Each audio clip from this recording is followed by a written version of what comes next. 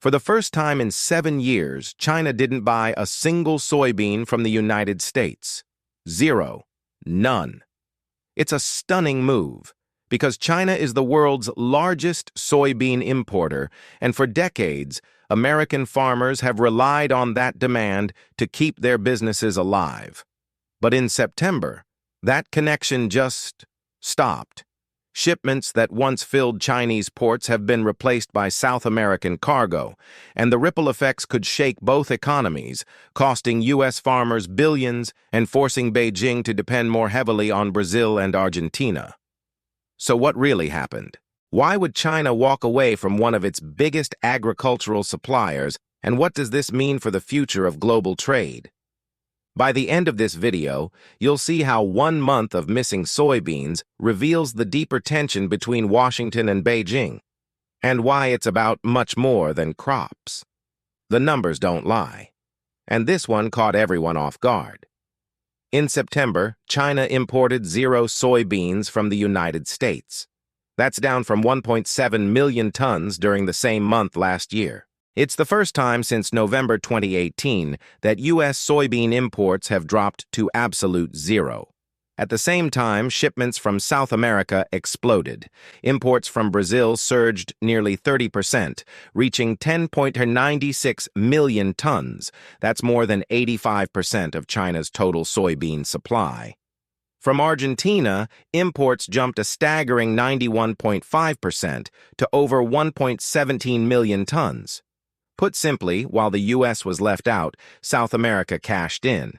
It's not that China stopped buying soybeans, far from it.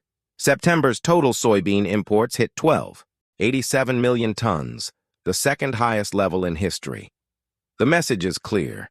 China still needs soybeans, just not American ones. And behind that shift lies a story of tariffs, timing, and politics, playing out like a high-stakes chess match between two of the world's biggest powers. So why did China suddenly cut off U.S. soybeans? One word: tariffs. For years, the U.S. and China have been locked in a trade tug-of-war, and soybeans have become one of its biggest casualties. When Beijing slapped high import tariffs on American crops, it didn't just raise prices, it rewired the entire flow of global agriculture. Analyst Wan Chengji from First Futures explains it bluntly. It's mainly because of tariffs. In a normal year, some old crop soybeans would still enter the market. But not this time. Because of the added cost, Chinese buyers turned elsewhere, mostly to South America, leaving American farmers watching their soybeans pile up unsold. And that's the danger of trade politics. Decisions made in government offices ripple through the real world. For China, it's about leverage. For the U.S., it's about survival. But tariffs alone don't explain everything. Timing, and a bit of luck, made this shift even more dramatic. Timing is everything. And this time, it worked against the United States. While U.S. soybeans were sitting in silos waiting for export deals, South America was already in motion. Argentina briefly offered a tax exemption on its soybeans, giving Chinese buyers a short window to stock up at bargain prices. And they took full advantage. Brazil's shipments surged, accounting for a staggering 85% of all soybeans imported by China in September, while Argentina's share jumped to 9%, almost double the previous year. Together, they filled China's demand and left no room for American supply. For Chinese importers, it was a strategic move, cheaper, faster, and free from tariff headaches. For U.S. farmers, it was devastating.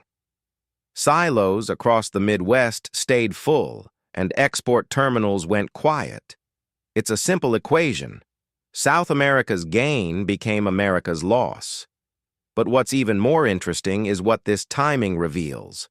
Because it wasn't just about taking advantage of lower prices. It was about reducing dependency on the U.S. altogether. And that shift hints at something much bigger. This isn't just a trade detour. It's a strategic realignment in global agriculture. This soybean freeze isn't just about crops, it's about control. For years, soybeans have been a quiet symbol of the U.S.-China trade relationship. They're not just food, they're leverage, and every time political tension rises, soybeans are one of the first things to get caught in the crossfire. This year was no exception. After weeks of new tariff threats and export controls, the trade war that many thought was cooling off suddenly reignited. Beijing's decision to avoid U.S. soybeans wasn't just an economic choice, it was a political message. By turning to Brazil and Argentina, China showed it could diversify its supply and reduce dependence on American imports, a quiet but powerful statement in the middle of an ongoing trade standoff. Meanwhile, U.S. farmers, once central to America's global trade power, are watching their influence fade. What used to be a stable, predictable market has turned into a geopolitical battleground. And while diplomats exchange statements, the numbers tell the real story. Billions in potential losses, falling demand, and growing uncertainty. But beyond the politics and policy, there's a very real human cost, one that's already being felt across rural America. While politicians trade words and economists debate numbers, the real pain is hitting home, in America's heartland. Across the Midwest, silos are filling with unsold soybeans. Farmers who spent months working the fields are now watching their crops sit idle, waiting for buyers who may never come. For many of them, China isn't just a trading partner. It's their biggest customer. Losing that market means losing their lifeline. Experts warn that if this trade freeze continues, U.S. farmers could face billions of dollars in losses before the end of the year. Some are already cutting production or taking on more debt just to survive the next planting season. And it's not just about money, it's about stability. Generations of family-run farms built on predictable exports now facing a future that feels anything but certain. Ironically, while American farmers are struggling, Chinese importers are thriving on lower prices from Brazil and Argentina. But that advantage may not last forever, because in the global soybean game, one side's surplus can quickly become the other's shortage. And that's exactly what could be coming next. Here's the twist no one saw coming.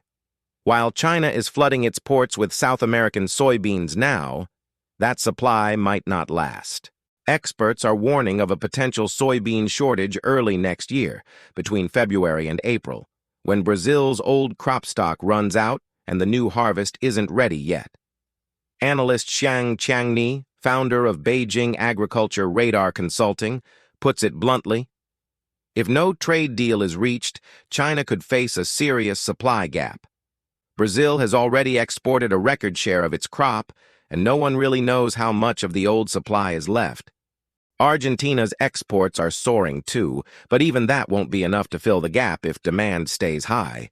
That means China's strategy to avoid U.S. soybeans might soon backfire. Without a deal, it could be forced to choose between paying higher prices for alternative supplies or returning to American farmers it's tried so hard to replace, and that's what makes this story so unpredictable. Both sides are playing a dangerous waiting game, one that could flip overnight if markets tighten. Because in global trade, there's no such thing as complete independence, only temporary leverage. After months of silence and new trade threats, there's finally a flicker of movement. Reports suggest that Beijing and Washington are quietly reopening trade talks. The goal? To stabilize the agricultural supply chain, and maybe, just maybe, bring U.S. soybeans back into the mix. Even U.S. President Donald Trump has voiced optimism, saying he's confident a soybean deal can be reached. But optimism in politics doesn't always equal action. Both sides have been here before, shaking hands one month, trading tariffs the next. Behind the scenes, negotiators are walking a tightrope. For the U.S., it's about protecting its farmers and reclaiming lost market share. For China, it's about managing food security without appearing to back down under pressure, and that's why every headline, every comment, and every shipment matters.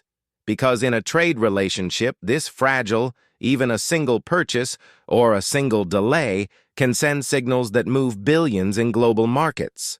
The question now isn't just whether a deal will happen, it's when, and at what cost. Because the longer this standoff drags on, the harder it becomes to rebuild trust between the world's two biggest economies. So what does it all mean? China's sudden halt on U.S. soybean imports isn't just a trade decision, it's a signal, a reminder that in today's global economy, food and politics are more connected than ever. For China, shifting to Brazil and Argentina shows strength, a message that it can survive without American supply. But that independence comes at a cost. If the South American pipeline tightens, China could face higher prices or even shortages within months. For U.S. farmers, the silence from Chinese buyers feels like déjà vu, another chapter in a trade war they never asked for.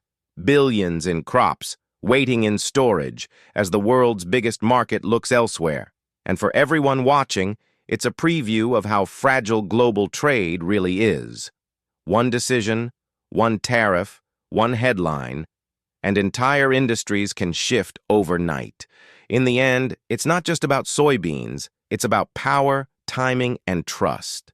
Because every grain shipped, every deal signed, is a move in a much larger game, one that's shaping the future of global economics. So the question now is simple.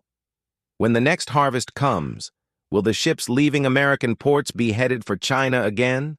Or will this soybean Cold War become the new normal? If you found this breakdown insightful, make sure to subscribe, because in our next video, we'll uncover how China's changing food strategy could rewrite the rules of global trade.